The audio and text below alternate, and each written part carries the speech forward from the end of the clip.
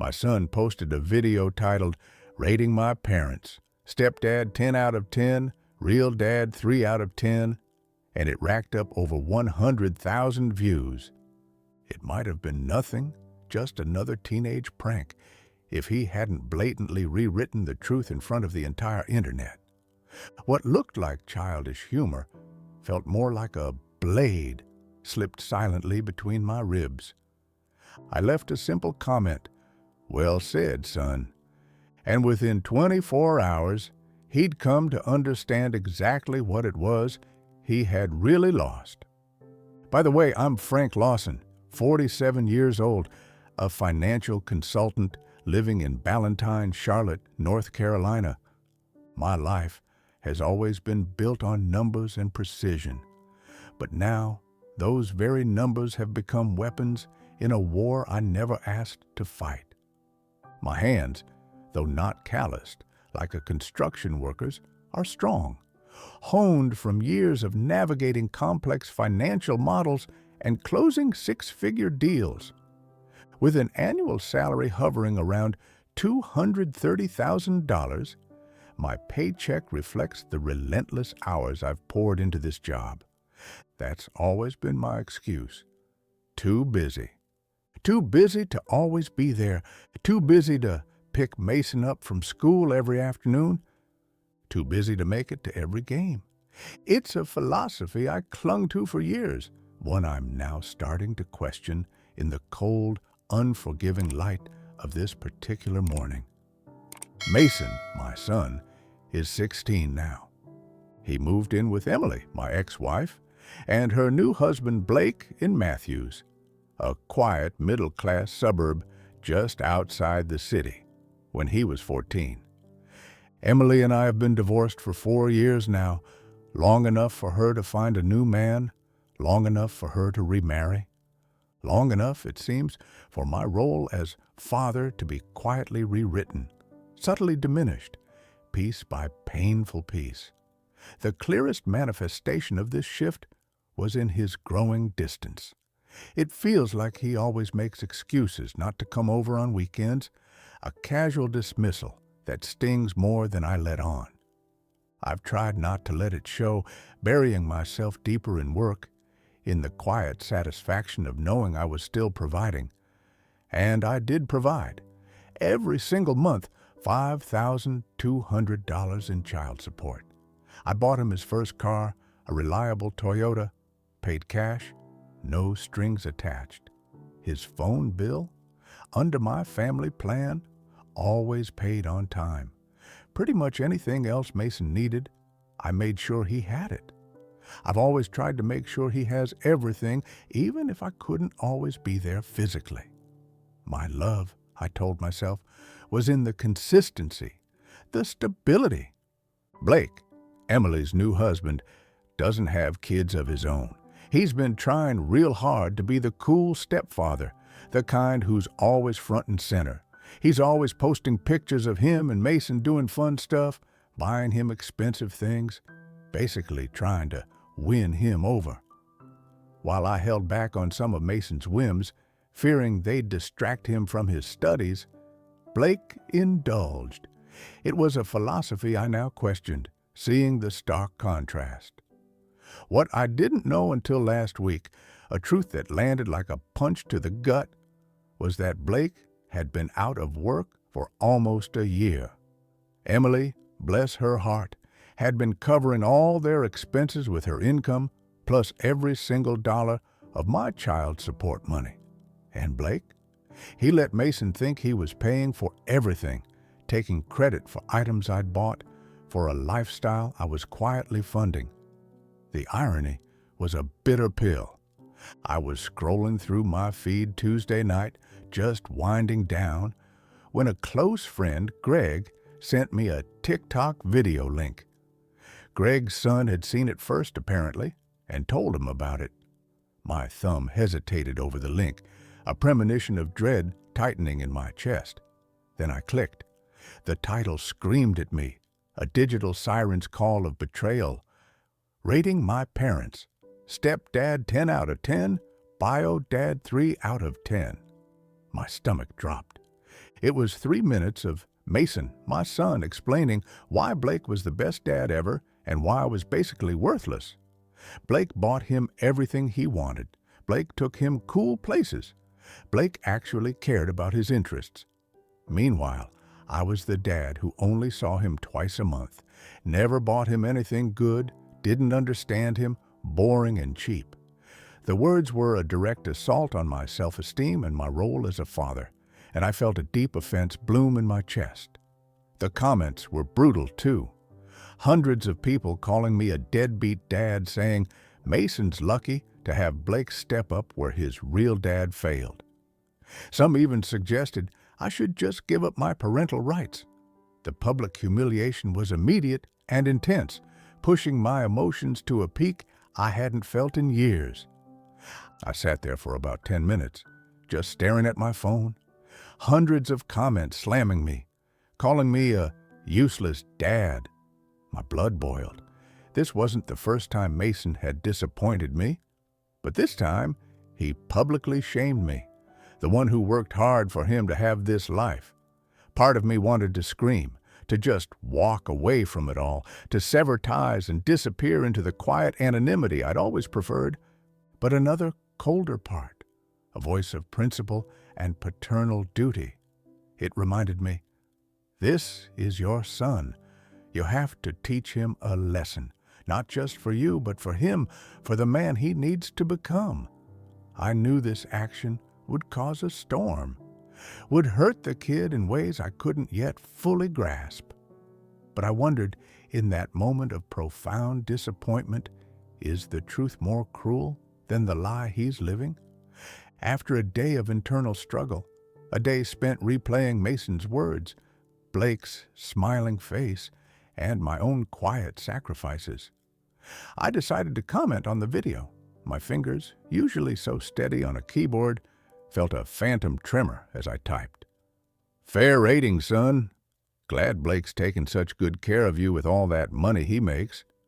It was sarcastic, a subtle hint at the truth, and I knew it was starting a fight. The comment quickly received 1,000 likes and 2,600 dislikes, showing its viral nature and immediate impact, sparking a significant debate. Most of the mixed comments were direct digs at me, accusing me of being petty, jealous, or a sore loser, but I didn't care. The die was cast. The game, it seemed, had just begun. The phone rang early Wednesday morning, a shrill, insistent sound that cut through the lingering fog of a restless night. It was Mason. His voice, usually confident and laced with the casual indifference of a teenager, was now thin, reedy. It was laced with a panic I hadn't heard since he was a little kid, caught with his hand in the cookie jar. Dad, what the hell was that comment supposed to mean? He demanded. The words tumbled out in a rush, desperate and accusatory all at once. I took a slow breath, letting the silence stretch for a beat, savoring the small, bitter victory. Just agreeing with your assessment, Mason, I said, my voice calm, almost detached, a stark contrast to the turmoil churning inside me. Blake seems like a great provider, doesn't he? And 100,000 people saw your video, Mason. They think it's your honest opinion about your fathers. Come on, Dad. You know I was just messing around, he pleaded, his voice cracking, a desperate attempt to minimize the damage. I didn't mean to hurt your feelings. Maybe I went too far. He tried to backtrack, to paint it as a harmless prank. But the damage was done.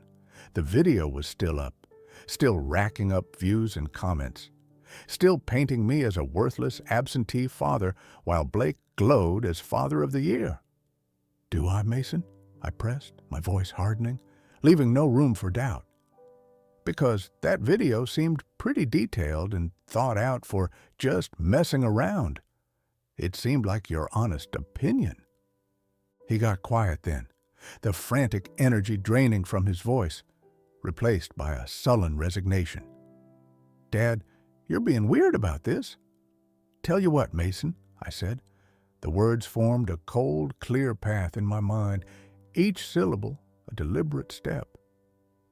Since Blake's doing such a good job taking care of you, maybe he should take over completely. What do you mean? His voice was a whisper now, laced with a new kind of fear, a dawning comprehension of what my words implied. I mean, maybe it's time for Blake to step up financially too, show everyone what a real provider looks like. Silence, heavy, suffocating silence on the other end, punctuated only by the distant hum of traffic outside my apartment window. Dad, you're scaring me. Nothing scary about it, son, I replied, my voice devoid of warmth, a flat line of resolve. Just think Blake deserves the chance to prove he's as amazing as you say he is. I hung up. The click of the phone, a final decisive sound.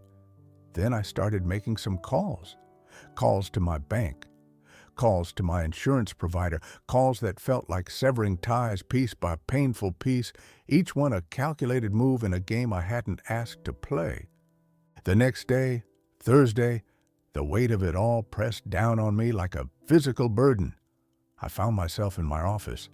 The familiar hum of servers and the gentle click of keyboards, usually a comforting backdrop to my work, now just background noise to the turmoil in my head.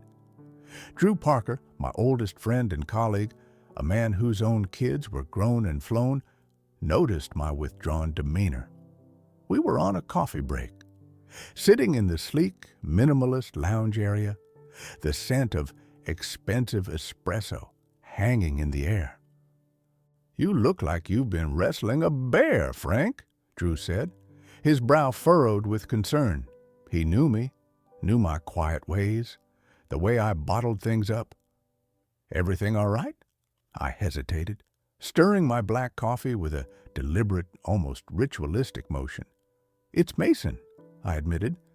The words felt heavy on my tongue, stripping away the carefully constructed facade of indifference I'd worn for the past day. He posted a video on TikTok. Drew's eyes widened slightly, a flicker of curiosity. "Oh? What kind of video?" I recounted the story, the title, the brutal 10 out of 10 for Blake, the humiliating 3/10 for me. The words felt raw coming out, exposing the deep wound. "He called me worthless, Drew. Said Blake buys him everything, takes him everywhere, said I just send money and disappear." Drew listened, his gaze steady, occasionally nodding, a quiet anchor in my storm. When I finished, he took a long sip of his coffee, his expression thoughtful. "Kids, huh? They don't always see what's right in front of them, especially when there's a shiny new toy involved." "It's more than that, Drew," I said, my voice low, laced with a bitterness I rarely allowed myself to feel. "I found out Blake's been out of work for almost a year. Emily's been covering everything with her income and my child support. But Blake's letting Mason think he's the big shot, taking credit for everything I've paid for." I paused, the injustice a sharp metallic taste in my mouth. That gaming setup Mason loves so much? The PS5, the custom PC, the expensive headset, the streaming equipment? I bought all of it for Christmas last year. Spent almost $6,000 at Best Buy. Still have the receipts on my phone. His car? A Kettezer Tyzenkelink Toyota. Paid cash, $28,000. Titles in my name until he turns 18. His iPhone 15 Pro? I pay for it monthly through my family plan, even his clothes.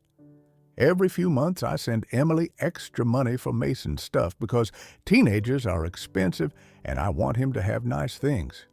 But according to Mason's video, Blake provides all this. Blake's the one who cares about his interests, buys him what he wants. Drew exhaled slowly, a low whistle escaping his lips. "Damn, Frank, that's a tough pill to swallow. So what are you going to do about it? Just let it slide?" "I already told Mason," I said, looking out the large glass window at the bustling city below, the concrete jungle a mirror to the hard decisions I was making. Since Blake's such an amazing provider, I think he should get full credit for everything he does for Mason. Starting with the gaming setup, I'm going to take it back. Drew's eyes widened, a genuine shock. You're serious? You're actually going to take back the stuff you bought him? That's cold, Frank. He's going to absolutely hate you. He already does, I replied, the words tasting like ash. A grim acceptance. And Emily, she's going to go ballistic. But maybe this is the only way he'll ever learn the truth about who really provides and what real responsibility looks like. I knew it would hurt, a deep, searing pain for all of us. But the conviction in my principles was unwavering. This wasn't petty revenge. This was accountability. A harsh, undeniable reality check for a boy who had lost his way in the glittering, superficial world of social media. Drew just nodded slowly, his gaze thoughtful, a silent acknowledgement of the difficult path I'd chosen. I called Mason again Thursday evening, the line crackling with a tension that mirrored my own. Hey, son, been thinking about your video. Dad, please, can we just forget about it? His voice was small, defeated. Actually, I want to help you out, I continued, ignoring his plea. Since Blake's such an amazing provider, I think he should get full credit for everything he does for you. So, for starters, that gaming setup he bought you, since it was Blake's gift, I should probably return the stuff I bought you for Christmas. Dead silence. Then, a strangled gasp. Dad, you bought that stuff for me? Did I, Mason? I countered, my voice flat, holding firm. Because your video says Blake buys you everything you want. 100,000 people heard you say that. I'm coming by Saturday morning to pick up the gaming equipment. Blake can replace it with his own money since he's such a great provider. The finality of my words hung in the air before I ended the call.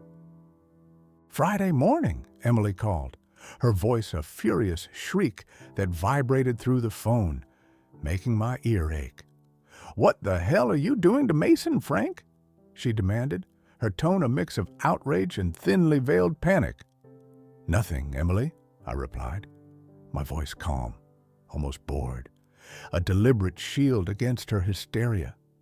Just taking back the Christmas gifts I bought him, since apparently Blake's the one who provides everything. You're punishing a 16-year-old for making a stupid video, she accused, her voice rising, verging on a full-blown scream. I'm not punishing anyone. Mason made it clear Blake's the better father who actually buys him things. So Blake can prove it. My words were clipped, precise, leaving no room for debate. He's a kid, Frank. He was just showing off online. Showing off by lying about who provides for him, Emily, to 100,000 strangers, I countered, my voice sharper now, cutting through her bluster. It was just social media drama. You know, kids exaggerate online. Well, now Blake gets to show everyone it wasn't an exaggeration. Emily tried guilt-tripping me, talking about abandoning my son, about being petty, about destroying Mason's social media presence. I let her talk, letting her words wash over me like a harmless tide.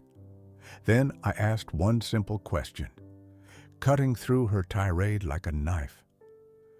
Where's Blake getting the money to replace a $6,000 gaming setup, Emily? Silence. A long, telling silence stretched between us, punctuated only by Emily's ragged breathing. Because Mason told the internet Blake buys him everything he wants, I continued, pressing the advantage. Time for Blake to put his money where Mason's mouth is.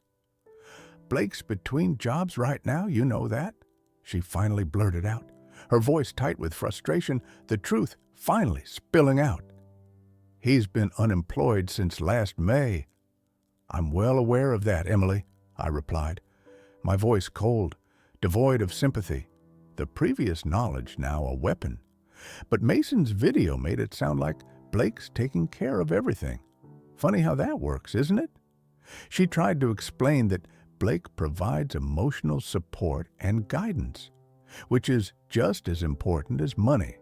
That Mason didn't mean Blake literally bought everything, just that Blake was more involved as a father figure. Then Mason should have said that instead of lying to 100,000 people about who actually pays for his lifestyle, I stated, my patience wearing thin, the conversation feeling like a broken record. She hung up on me, the click of the receiver echoing the finality of our exchange. The conversation felt like a victory, hollow as it was, leaving a bitter taste in my mouth. Saturday morning, I drove to Emily's house to collect the gaming equipment. The air was thick with tension as Mason met me at the door, his face flushed, eyes swollen. A mixture of shame, humiliation, and raw defiance etched onto his features. He had never looked at me with such hatred and helplessness. "Dad, please, don't take my stuff. That's all I have," he pleaded, his voice hoarse, a sob catching in his throat, his hands reaching out as if to physically stop me. "It's not your stuff, Mason. It's mine. I bought it," I stated, my voice calm but firm, trying to stay resolute. "Blake gets the credit so Blake can replace it." "But where am I supposed to put all this?" he stammered, gesturing wildly at the empty space where his setup once stood, a desperate, childish plea. "That's Blake's problem to figure out. Ask him to set up a new gaming room for you." My words were clipped, devoid of the usual paternal softness. I began loading everything into my truck, the sleek PlayStation, the custom-built PC tower, the expensive headset, even the ergonomic gaming chair I'd bought him. Mason watched, his face contorted with a mixture of fury and despair. Then, as I lifted the PC, he lunged at me, trying to cling to it, his small frame shaking with rage. When he realized it was futile, he pulled out his phone, his fingers trembling as he hit record. "You'll see, Dad," he hissed through gritted teeth, tears streaming down his face. "Everyone will see what kind of person you are. You're a jerk, Dad. You're evil. You're destroying me, destroying everything I have." I turned my back, deliberately, trying not to look into his hateful eyes. My heart ached, a familiar deep throb of paternal pain, but my resolve remained firm. Let him hate. He needs to understand this pain is necessary. It's the only way he'll truly learn. Mason quickly uploaded the video to Instagram, captioning it with furious accusations. "My bio dad is stealing my things because of a harmless video." But his desperate act backfired spectacularly. His followers, who had seen months of posts about his amazing setup and endless thanks to Blake for his generosity, started asking questions in the comments. If Blake bought everything, why was his bio dad able to just take it? Wouldn't Blake have receipts or proof of purchase? Why isn't Blake stopping this from happening? The cracks in Mason's carefully constructed narrative began to show, spreading like spiderwebs across his carefully curated online persona.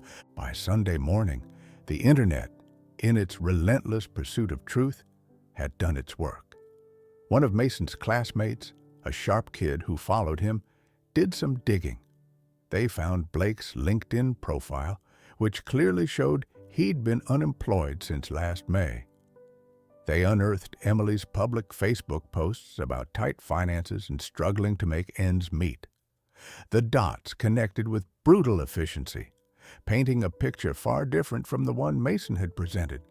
By Sunday evening, Mason's Instagram was flooded with comments calling out the fake rich stepfather story. People were asking how Blake could buy anything if he didn't have a job. Others pointed out that my child support money was probably paying for Mason's stuff all along.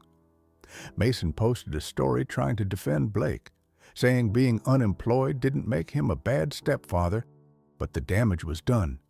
His followers were now calling him spoiled and ungrateful for trashing the dad who actually provided everything. The truth about Blake's unemployment and reliance on my child support was publicly exposed on a wide scale. Mason could no longer deny it, and my true role as the provider was laid bare for all to see. The climax had hit, and the fallout was just beginning. Monday arrived, and with it, the full, crushing weight of Mason's public humiliation. His original video, the one that had started this whole painful ordeal, now boasted a staggering 250,000 views. But the comment section, once a brutal echo chamber of my perceived failures, had flipped. Now, most of the remarks were people defending me. Screenshots of Blake's LinkedIn profile clearly showing his unemployment since last May, and Emily's desperate Facebook posts about tight finances being shared far and wide. The internet, in its relentless, unforgiving way, had connected the dots. People were putting together that my child support money had been funding Mason's lavish lifestyle, while Blake took all the credit.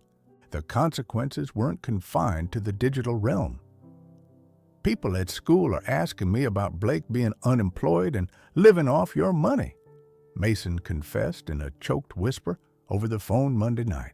His voice was raw, devoid of its usual teenage bravado, replaced by a vulnerability that twisted my gut.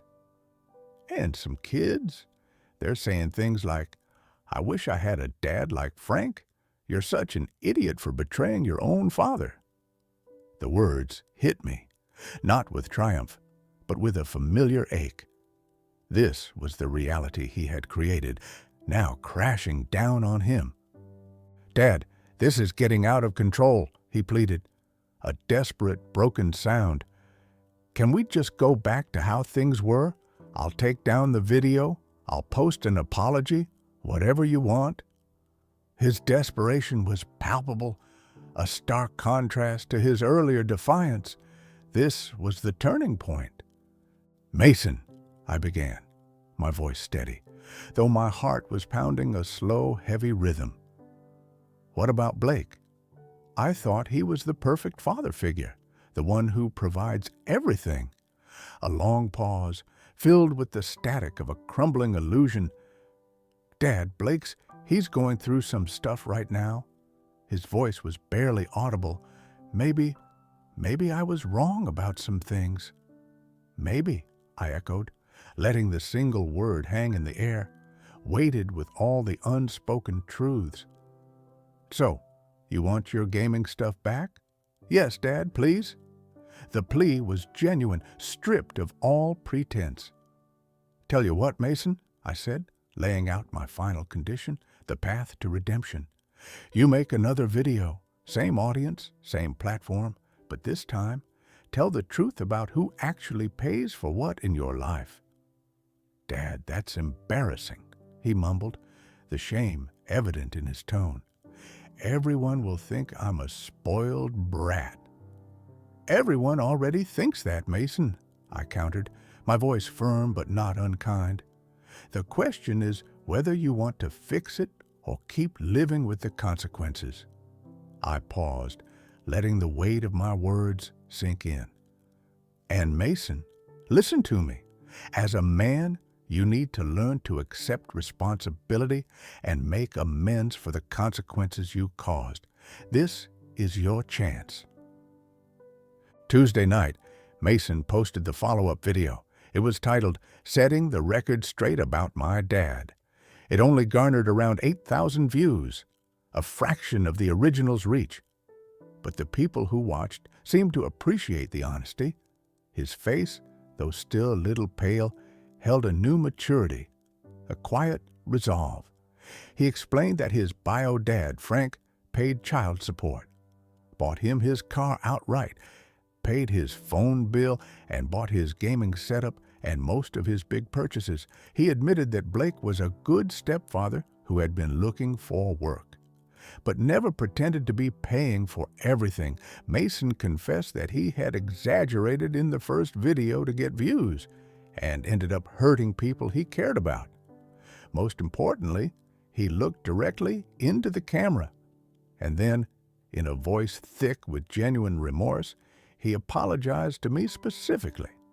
He said I'd been a good father who provided for him even when he didn't appreciate it.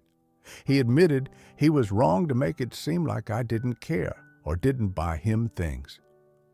The comments this time were a stark contrast. Respect for owning your mistakes, kid. Takes real guts to admit you were wrong publicly. My parents always told me I'd appreciate them later. Guess it's true. The tide had finally turned. Wednesday evening, I drove back to Emily's house.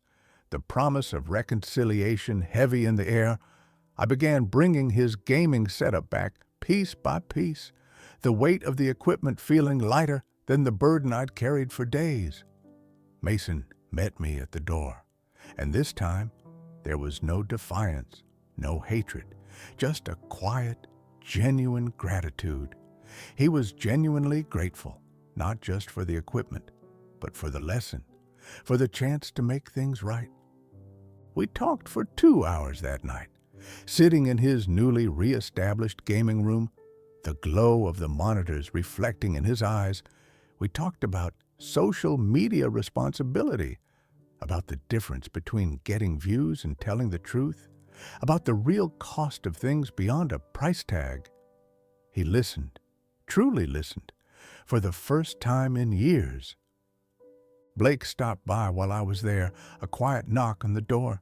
He looked tired, a little worn, but his eyes held a newfound sincerity. He apologized to me for letting Mason give him credit for things I paid for. He said he never asked Mason to do that, but should have corrected it when he saw the video. He seemed like a decent guy who got caught up in trying to bond with his stepson, perhaps a little too eager to be the cool one. I nodded, acknowledging his apology. The air between us, once thick with unspoken resentment, now felt lighter, cleared by honesty. Mason is spending this weekend with me for the first time in months. We're going to work on rebuilding our relationship, brick by brick, without social media drama and lies getting in the way. The original video is still up, a permanent digital scar. But now, most comments are people defending me and calling out Mason's exaggerations. Mason learned that viral fame isn't worth destroying family relationships over. He also learned that actions have consequences, especially when you publicly trash someone who's been supporting you financially. The internet doesn't forget, and sometimes the truth comes out in ways you don't expect.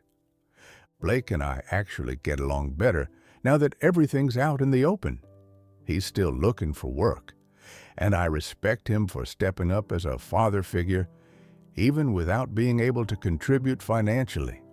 As for Mason, he's more respectful now, and actually wants to spend time with me instead of making excuses. He calls me just to talk, to share details about his studies, his struggles at the restaurant where he now works part-time, his growing appreciation for simple things. He even fixed a leaky faucet in his own bathroom last week, a small, quiet act of self-sufficiency. A few days later, my phone buzzed. It was Emily. She sounded hesitant at first, a stark contrast to her usual fiery tone. "Frank," she began, her voice softer than I'd heard it in years. I just wanted to say thank you." I waited, letting her continue. "Mason, he's different now. He's actually talking about his budget, about saving for college, about how hard it is to earn $1. He even helped me fix a leaky faucet the other day. I know it was tough what you did, but he needed it. He really needed to learn that lesson. Thank you, Frank, for being the father he needed, even when he didn't realize it." Her voice was thick with emotion, a genuine gratitude that surprised me. It was a small moment, but it felt significant. A final piece of the puzzle falling into place. Looking back on this entire painful but ultimately redemptive journey, I see Mason's transformation as a true victory. I didn't explicitly state my revenge. Instead, I framed my actions as a necessary act of teaching, a profound expression of love based on principle. I feel a quiet sense of peace, a vindication that settled deep in my bones. It's a confirmation of my life's principles. You cannot publicly disown someone and then privately demand from them. Responsibility is not a performance. It is quiet perseverance. And sometimes the ultimate act of love is to let others be accountable for their words. I found peace.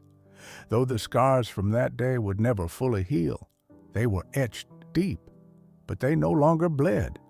They were a reminder of the darkness we had faced and the light we had found together. Hey viewers, welcome to the channel. We're just getting started and your support means a lot. If you enjoy these stories, please consider subscribing and help us reach our first 1,000 subscribers. Thanks for being here.